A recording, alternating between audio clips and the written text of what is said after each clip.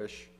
Um, Childcare is available in the lower level of the RE building, which is across the alley. You're welcome to take your children there at any time, although children are welcome to remain in the service. All voices are welcome here. There's always a lot going on around the church, and you can read all about it in News and Notes, which arrives in your inbox on Friday. There are printed copies available downstairs. If you like to receive News and Notes and you're not yet, you can stop by the welcome table in the back of the church, or log on to the church website, www.hinsdaleunitarian.org, and on the, I think it's the contact button, you can sign up for News and Notes. Here are some announcements that we'll make in person. We're excited that the annual meeting will be held on Sunday, May 21st. That's 3 weeks from today, after the service. We'll start immediately after the service, after people get some snacks and things. The annual meeting is when we elect officers and approve the budget and consider other questions before the congregation. So again, that's 3 weeks from today, right here. In anticipation of the meeting, we'll have 2 opportunities for the congregation to review the budget. Next Sunday, May 7th, and it will become clear in just a minute or so why we don't know exactly the time yet. So that's next Sunday here at church, and also for folks at home, or just because you miss being on Zoom and you want to have a Zoom conference, Monday, May 8th at 7 p.m. on Zoom. See News and Notes if you receive that in your email. Otherwise, there's a flyer available. Today is the vegan bake sale. They're set up downstairs in the Alice Warren room. So stop by after church and pick up some goodies. I come to you with a heavy heart. Today's Beltane celebration must be postponed until next week due to the wet weather. The pagan gods are ungrateful. They've not provided the good weather we prayed for despite all our prayers and sacrifices. But we will have the celebration next Sunday, the 7th, instead, after church. The day before that, Saturday, May 6th, is a wildflower tour at Bemis Woods South Forest Preserve. That's east of here on Ogden Avenue between the Tollway and Wolf Road. They had lined up an expert who's been experienced in plants and landscape. That guy couldn't make it, so I'm going to lead the tour. Starting at noon, and it's about an hour, hour and a half or so. We'll look at the carpet of wildflowers. I was just out there the other day. It's really gorgeous. You have to come. That's next Saturday, the 6th. And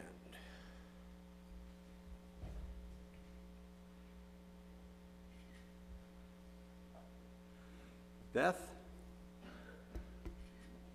Thank you so much, Dave. And so folks know, before I go into the land acknowledgement, I am not with you today. I'm zooming in from home because I had COVID and now I'm in a COVID rebound. I had started to feel better. And then, as sometimes happens, COVID has its way with us. So that's why I'm not with you today.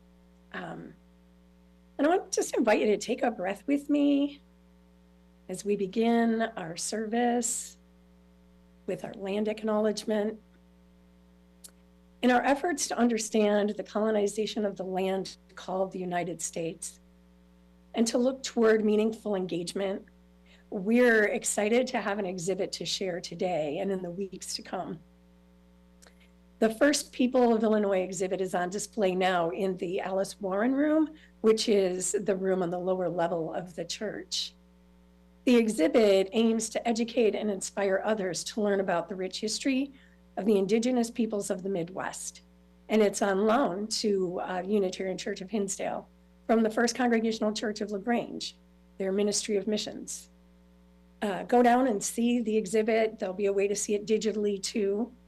The UCH Racial Equity team is planning a program to discuss the exhibit and to share stories of our relationships with Native Americans in history, and they are still here in the Chicago area and elsewhere.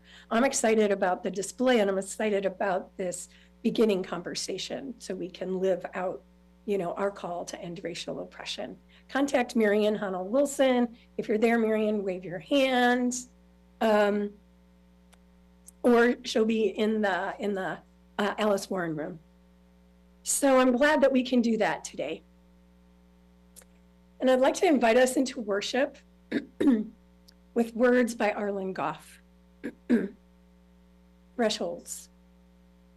We cross them every day, from room to room, from outside to inside, and back again, from here to there, from anywhere to everywhere, from age to age.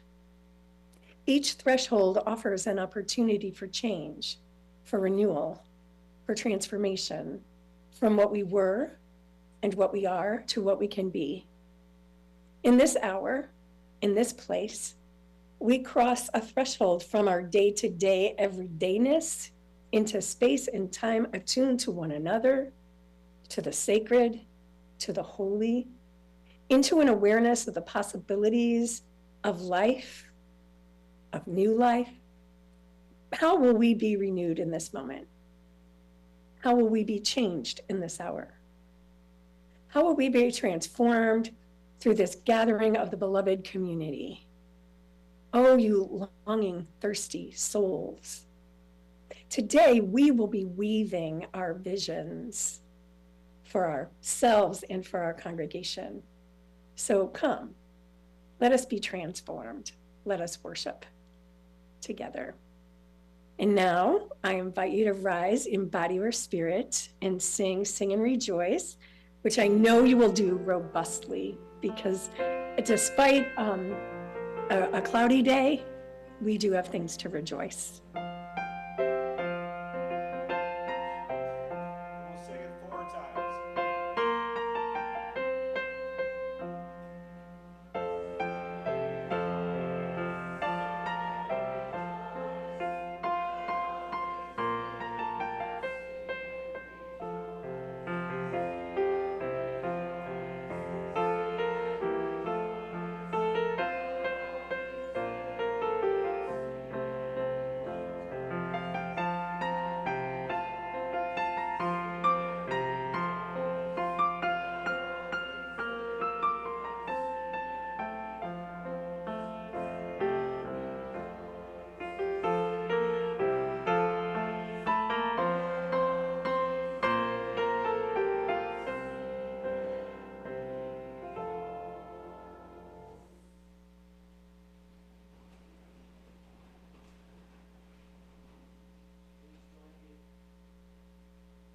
Please join me in these words. We don't have them, but you know them.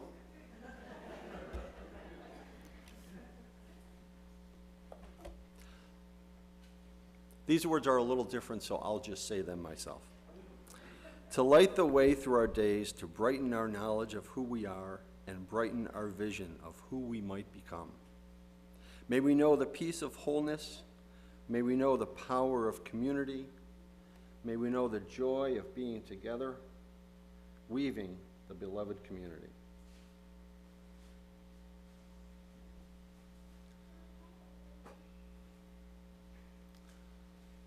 Now Pam will come up for a time for all ages. So I invite all the young and young at heart to come up and bring your ribbon if you haven't.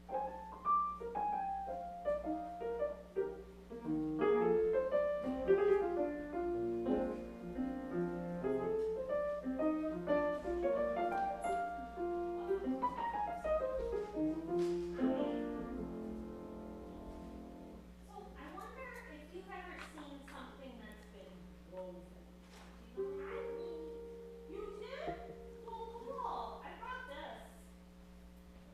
Because it's kind of like a weaving around an edge.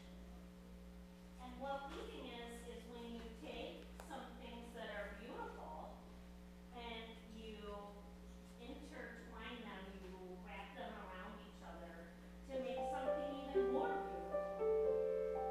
And that's what the grown-ups are going to talk about today, how to put their beauty into things to make something more beautiful.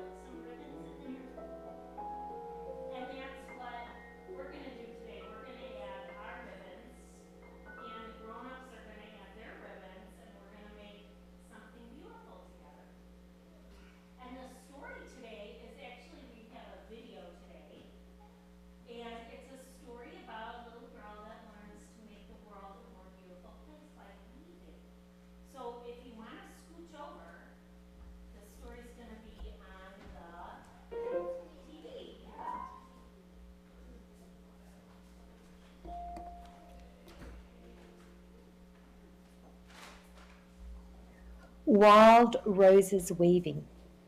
Come, child, Grandma said. Come learn how to weave. Wild Rose skipped away. Not now, she called. Now I'm busy. Grandma got out her loom. Wild Rose ran through the meadow. She kicked up dust and spooked the sheep. This has got to be better than weaving, she thought. Whee! Wild Rose, Grandma called, come help me warp the loom. Not now, Wild Rose answered. Now I'm playing. Grandma zigzagged the warp up and down between two strong poles. Wild Rose saw lightning flash far off. She jumped every time it twisted to the ground. This has got to be better than weaving, she thought. Wild Rose, Grandma called, come see how to work these sticks.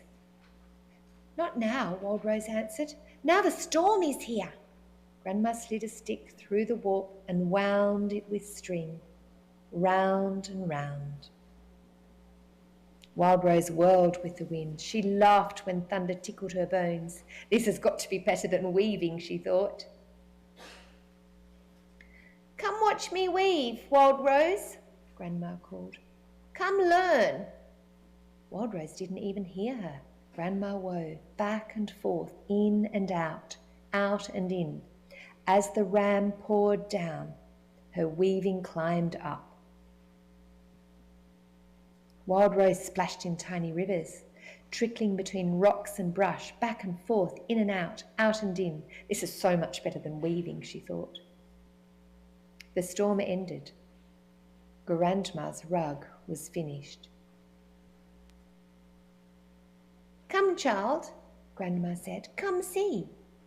Wild Rose stared at the rug. She saw life in its colours. She felt peace in its pattern. How did you do this, Grandma? She asked. Grandma untied the rug from the loom and wound up her yarn and cords. I ran through the meadow, Wild Rose, she said. I laughed with the lightning and splashed in the rain. No, you didn't. You just sat there. Grandma patted the bottom plank of her loom. This is the meadow where I ran. She laid a hand on the top pole. This is the sky. She pointed to the side bars. These beams are the sunshine. She held up the rug. A rug is not just a rug, Wild Rose. It's a picture of life. We come from the earth. We reach for the sky, playing and growing in sunshine and storms. Wild Rose traced the zigzags with her fingers. I want to learn how to weave, she said. Grandma looked toward the forest. Not now, she said. Now I'm busy. Wild Rose frowned. I'll teach you tomorrow. Right now there's something better to do than weaving. Grandma took Wild Rose by the hand, and together they danced under the rainbow. The next day, Wild Rose wove the rainbow into her first rug. She saw life in its colours. She felt peace in its pattern. Nothing could be better than this, she thought. The end.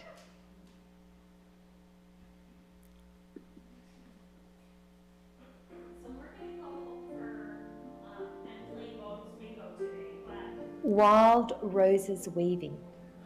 Come, child. you can come back with your grown-ups and they can help you weave. Child, Grandma said. Come learn how to weave. Okay? So if you have a pocket, put your ribbon in your pocket and you can, okay?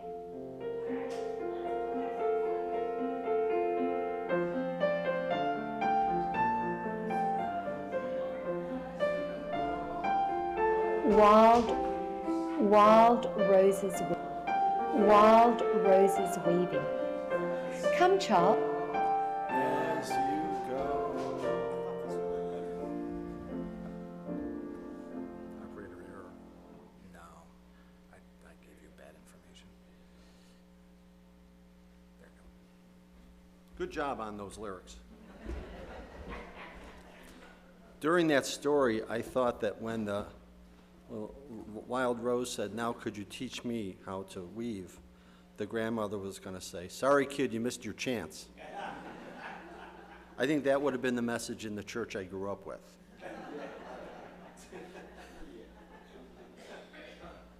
At this church, we celebrate other kinds of holidays, and tomorrow is Beltane, the 1st of May, the beginning of summer under the traditional European calendar.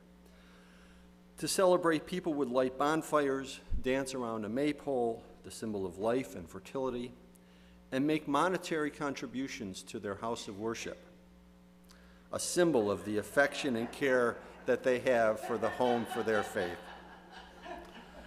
Please join me in these words as we make monetary contributions to our own house of worship. This church is made up of all of us. It is what we learn together, the work we do together, the fun we have together.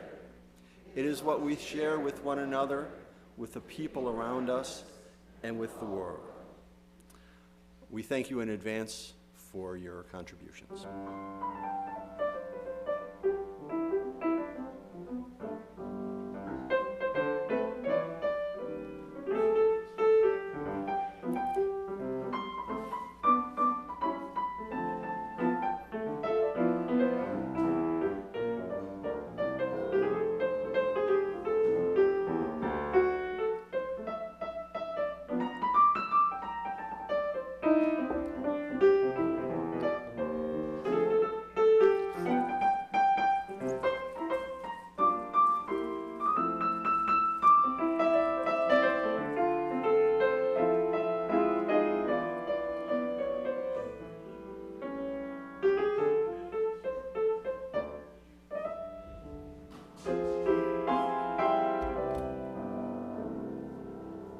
Thank you for your generosity.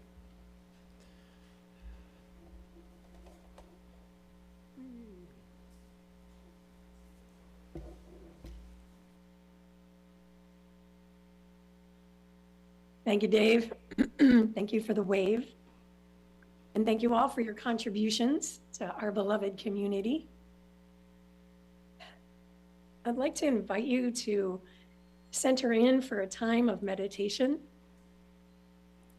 As we gather together each week, we come with joys and with sorrows. We come with longing. We come bringing all of who we are. You could be anywhere this morning and you're here. You knew it might be a rainy day, but you got up anyway in the chill and you came to church. Whether you have been here for 60 years or this is your very first time at the Unitarian Church of Hinsdale, I would like to invite you into an invitation from Angela Herrera. But first, know that you are welcome here, that this is a place to nurture your mind, your body, and your spirit. So, consider this an invitation to you. Yes, you, with all your happiness and your burdens, your hopes and regrets. An invitation if you feel good today, an invitation if you do not, if you are aching, and there are so many ways to ache. Maybe your heart is heavy or hardened. Maybe it's troubled, and peace can take up residence only in a small corner, only on the edge with all that's going on in the world and in your life. Ni modo. It doesn't matter. All that you need for a deep and comforting peace to grow lies within you. Once it is in your heart, let it spread into your life. Let it pour from your life into the world. And once it is in the world, let it shine upon all beings. In a moment, we're going to sing our gathering song, our meditation song, Gathered Here.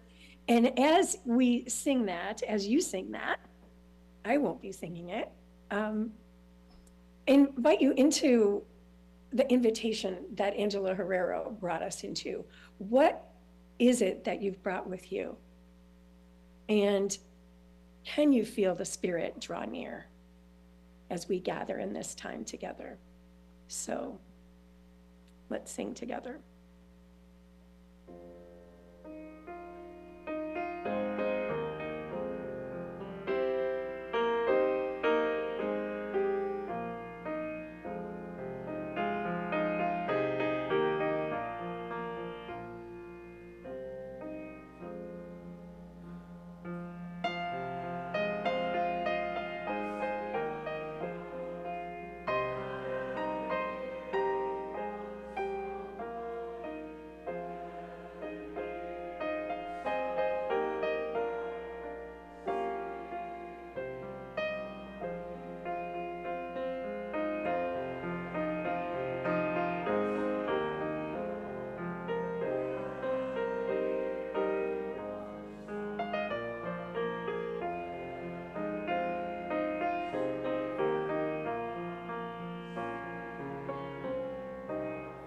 One more time.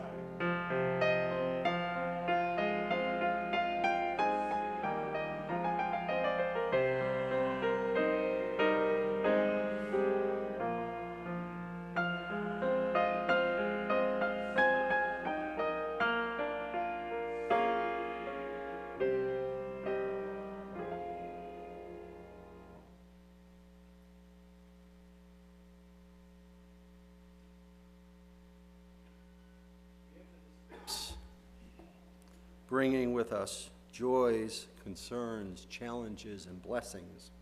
If you have something either weighing or dancing on your heart, you're invited to come up to light a candle. If you wish, you can say a name, a word, a short phrase to share your intention. And as always, we're being broadcast over the wireless, so first names might be the most appropriate.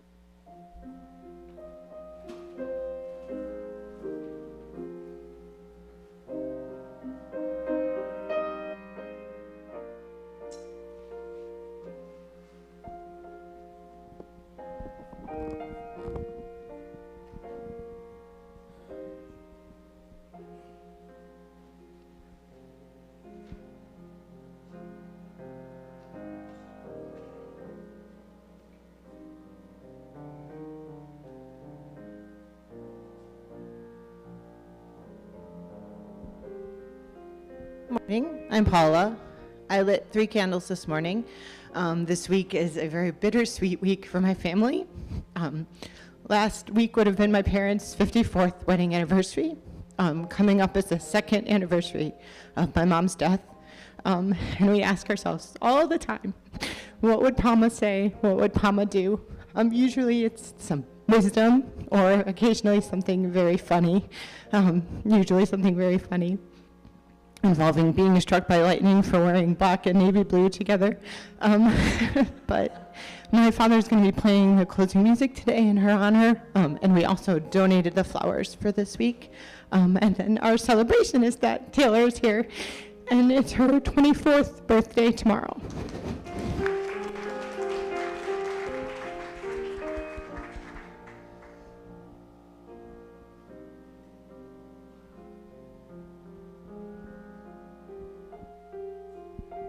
I light candle and highlight of one of the news and notes, sorrowful note, news from the Holt family of their daughter, Luann, had fallen ill over the past recent months, and a week ago today died. She's my contemporary, my brother's contemporary actually.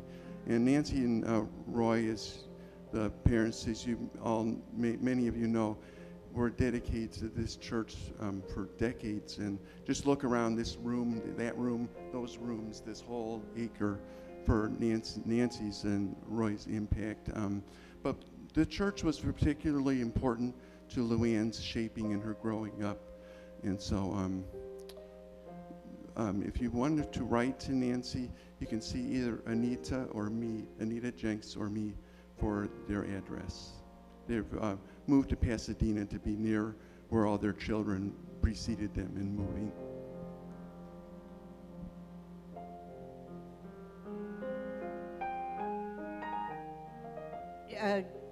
Wasn't planning to say this, but our son in Davenport was one of Luann's contemporaries, and he had gotten the message from Charlie's younger brother, who was Barry's contemporary. And it's just interesting to note that this church connection, these people who grew up in the church, and they continue to reach out to each other.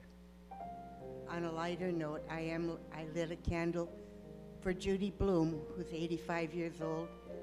And thanks to Judy Bloom, I've been a librarian for over 60 years, and I salute her and all that she has done for readers everywhere. I'm Darren, and I think you know what I'm going to say. Welcome to the visitors and some long-term folks that are here today. Carolyn H. I don't know where she is. I see Carolyn. Welcome, Carolyn. And Lynn B. is back with us from being in the South. And some other visitors. We welcome you all. Mark and Luke are here. Looking around to see. And, okay. The other joy is to remind you that Megan and I are having our big hoo-ha wedding marriage celebration here at the church in a little over 2 weeks, May 20th, from 2 to 11. You don't have to be here all 9 hours. It's an open house.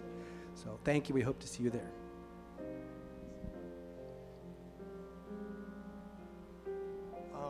My mom will be visiting us in Chicago from May 17th to May 30th. Just in time for the wedding. And of course, we never know when will be her last trip while she's in good health. So we'll treat every trip as the last trip.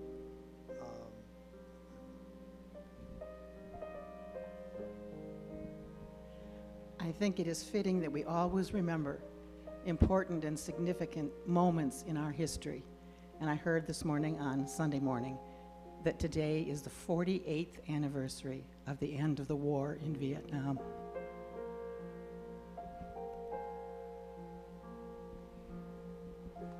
And we'll light 3 final candles, one for the intentions that are too private or tender to share, one for our community that holds us up and shares with us, and one for this old world.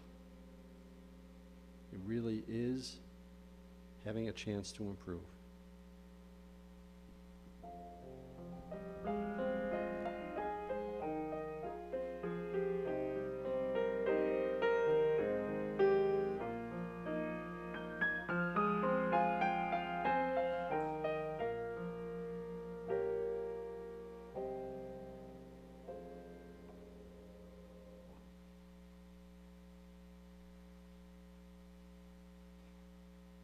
Thank you all for the joys and sorrows.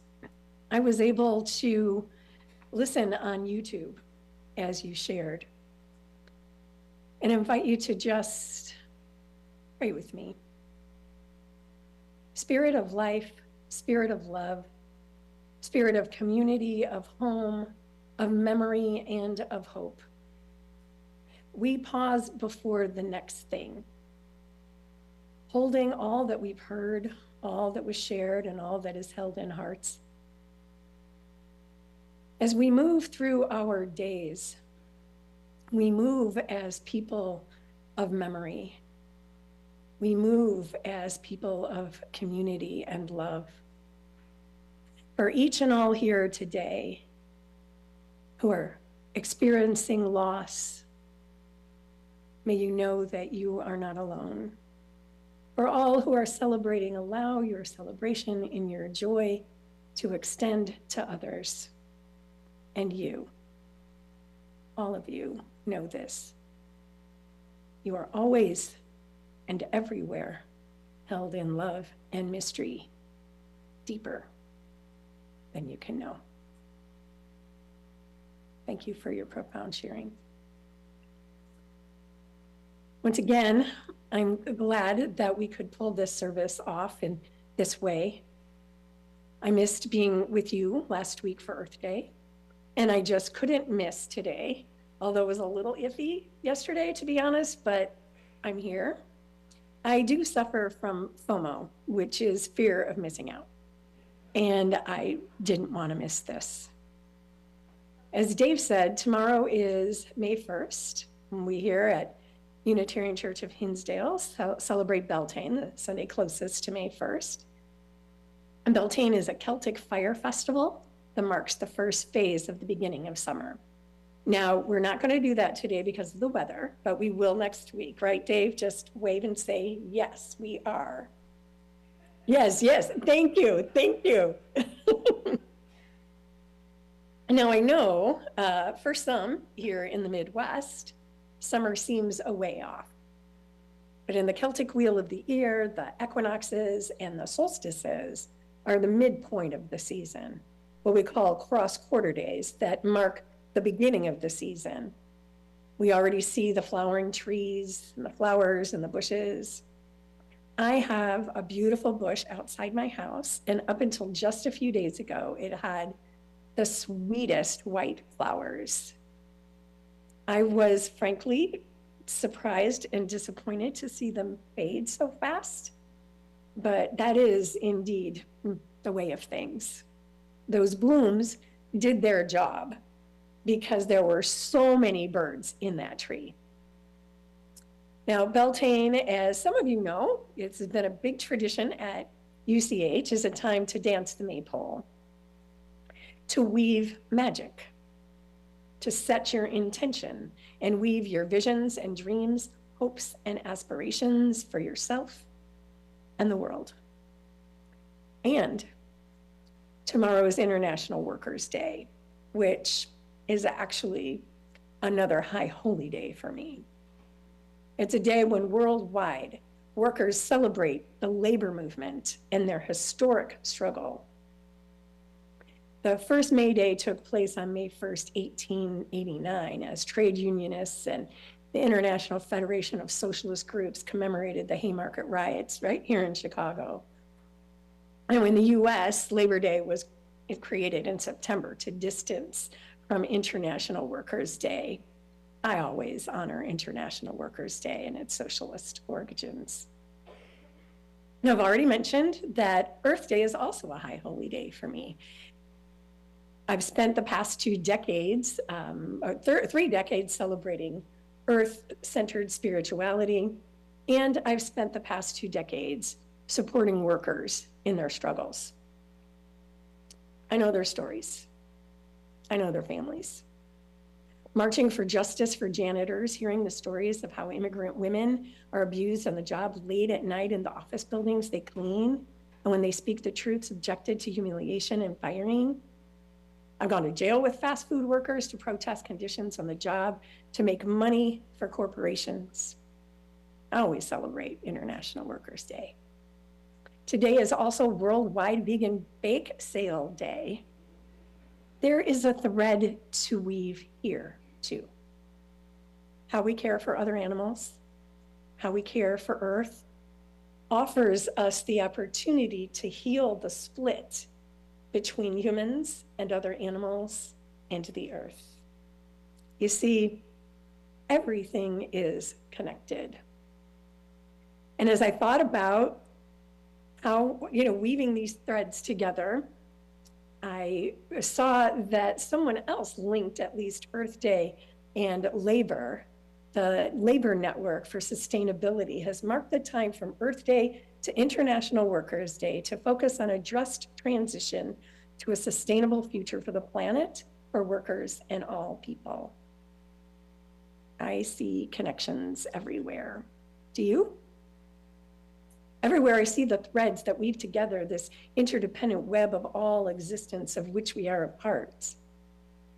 And we, as individuals and as a congregation, we have our own threads that we weave through. You also have ribbons, right? Do you have ribbons? Dave, if you have a ribbon, wave your ribbon. Has everybody got ribbons? If you don't have your ribbons, raise your hand and make sure you get a ribbon, or two. I'd like you to have 2 ribbons. Dave, please go get a ribbon. Can you get a ribbon? Somebody give Dave a ribbon. I mean, you don't have to, but I'd love for you to have a ribbon. So if you, I hope you have 2 ribbons, because we're gonna weave a couple of things together. I'm gonna invite you into an exploration of the threads. There we go. Thank you. Yay. Into an exploration of the threads that you would like to weave into your life. And invite us into an exploration of the threads that you would like to see the Unitarian Church of Hinsdale, this beloved community, and we for ourselves and for the wider world. And remember, the beloved community is the not yet, but hoped for community of justice and love that embodies possibilities for justice, compassion, and peace. The beloved community, that is, for us, both a comfort and a challenge, as it welcomes us as we are, and then calls us to stretch and grow in ways that may surprise us. As Unitarian Universalists, we join with each other to celebrate our common bonds, to strengthen our social witness, to weave healing patterns of love and hope. We've joined together to change and be changed, to teach, to be taught, to be both a weaver and a part of the tapestry that we are creating together, and that is creating us. For we're not separate from that tapestry we're weaving. We're each a thread in that tapestry, we're each a weaver, a tapestry that's made rich and beautiful and endlessly interesting by the individual threads that each one of us is. And together, it's a work of art. Now, in our story, did you like the story? I just thank you to Pam for picking out just the most perfect story. Wild Rose learned the lesson from her grandma that weaving is about creating beauty and useful things from the stuff of life. Now, again, you have your 2 ribbons, and there are more if you need them. And you received something to write with, I hope. So I'm going to invite you into a twofold process, okay? So first, I invite you to, as you hold one of the ribbons, pick one of the ribbons. You have 2, pick one, and hold it in your hand. Are you holding it in your hand? Look at the size, the color. Look at the possibilities that you hold in your hand. This is an exploration for yourself. You'll have an opportunity now to connect with what it is that you wish to weave for yourself into your life right now or in the future. This is for you. Beloveds, breathe with me. Feel your body in the chair, or if you're home on YouTube, reclining. Just allow yourself to center in. I said a lot of words. Breathe into that place on your body that is your center, your knower. A place of desire, of hopes, of love, of dreams. This is a time to pause, to hold in your body, in your heart, in your mind's eye, what vision, dreams, or hopes do you have? What longing brought you here What does your soul yearn for? Where is their yearning? What would you like to bring into being? What would you like to create? So just take a breath and go ahead and write on your ribbon your intention for yourself. And you can even dance that intention at the maypole, or you can dance that intention at home. It could be a word or it could be a symbol. And this ribbon is yours to keep, to put on your altar at home, to hang from your rear view mirror, or to put it in some special place. So take a moment, and I'm gonna trust that I could know when you're ready. I'm gonna give you some time to do that writing.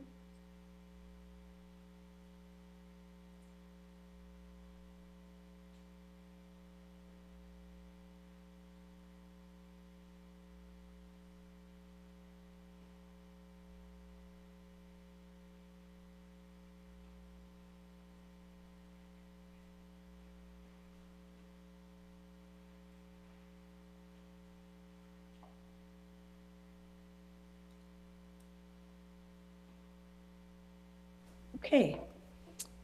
Does it look like folks are done with that writing? Got it. All right. And now I invite you to take your other ribbon. Excuse me.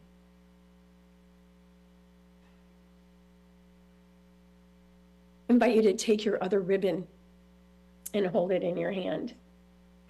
And look at this ribbon, its color, its texture, its size. The possibilities not yet written. The rest is still unwritten. We come together in community because we know this. Together, we are more than we would ever be alone. We come to religious community with our longing to be seen and known, to be part of something larger than ourselves. That is beloved community. And as I said, exists not just for itself, but in and for the wider world, a world that calls to us with its beauty and its needs, its loves and losses, its injustices and oppression, and movements of resistance and resilience and of healing and joy. All of it in the web of life. So now, take a look at this ribbon. As you hold your ribbon, beloveds, feel what it is that is stirring in you for this community. Now, if you're new today, if you're visiting, you may think of another community that's important to you, where you serve. You may even be thinking of, I came here looking for community, so what would I want? But take that time. What is stirring in you? Breathe. What would you want to weave into our common tapestry? What would you want to weave in our common tapestry? What healing would you weave? What vision would you weave? Is there a place in your body that you feel the intention rising up? What words or symbols present as your intention? Your intention for the Unitarian Church of Hinsdale or another beloved community that you want to weave through, that you feel called to weave. Go ahead and write those words or symbols now on your ribbon. I bet you've been doing that all along, and I can't see you. Right? Yeah. All right. Just take your time, y'all. We got time. This is, okay, this is the beginning. This is not like this one thing on these two beautiful, cute looms. I got plans, y'all. Okay. Now, when you've written on your ribbon for community, I invite you to go up and put your ribbons on the loom. We are not going to weave them today, but we'll see how our vision develops. So just walk up and, you know, y'all, I just invite you to do that with intention, right?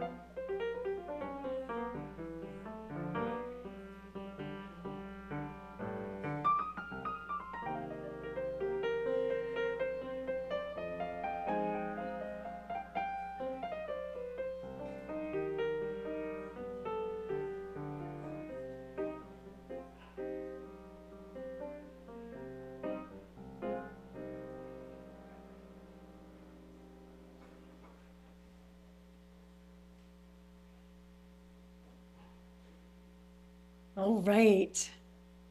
Thank you, Dave, for the heads up, and Jamie for motivating people as they brought their beautiful ribbons up. I can't wait to see the ribbons and intentions for our community. Now remember, you have a ribbon that you're bringing home, and I invite you to work with that ribbon. Let me not leave that off too quickly. I invite you to take that. You've worked magic here. You've dug deep and come up with an intention, and aspiration, a hope for yourself. So I invite you to work with that. And you've left your ribbon on the loom.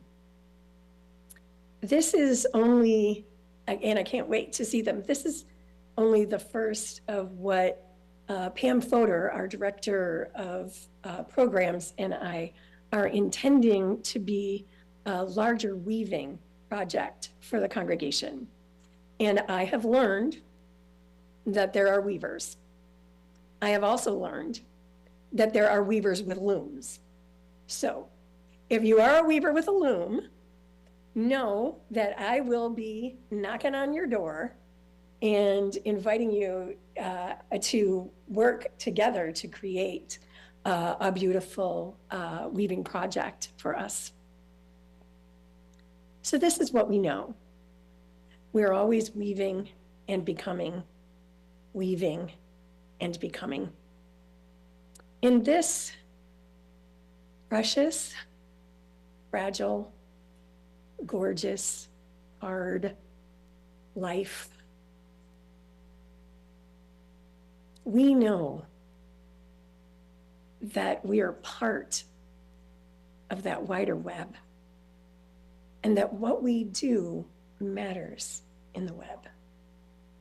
Everything that we do has a ripple. So see your weaving, see your becoming as part of how we live into the fullness of who we are.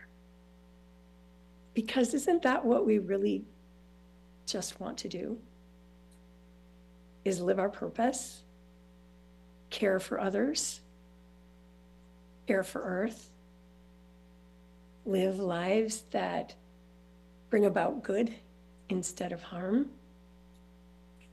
I actually believe that art makes that happen.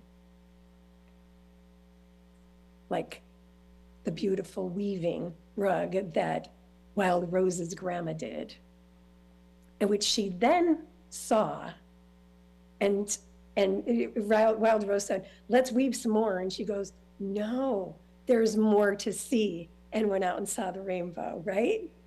So just allow yourself to deepen into whatever it is that you've intended for this time.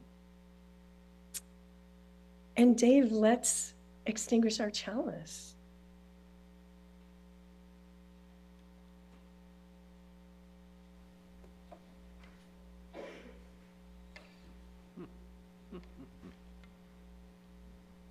I will. Please join us in these words, which we know, to extinguish the chalice.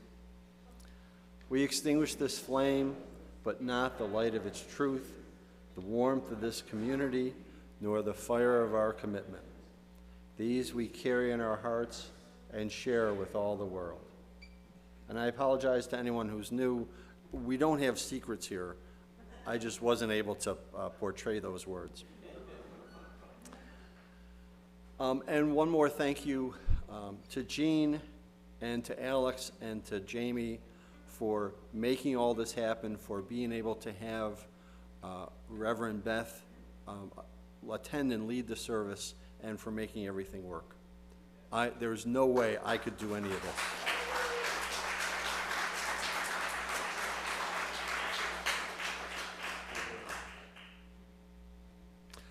Please rise in body or spirit. We have a misprint on the number. It's 1017.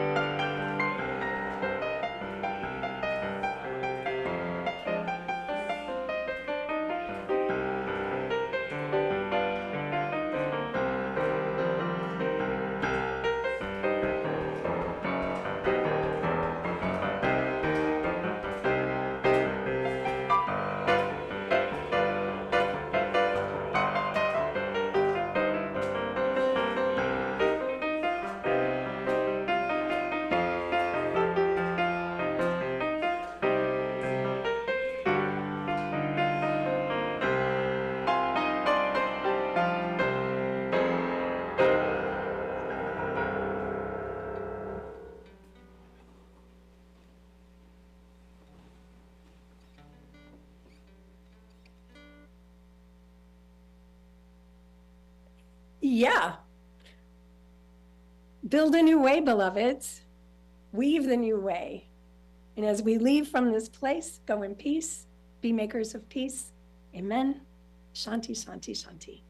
I will see you next week. Take good care.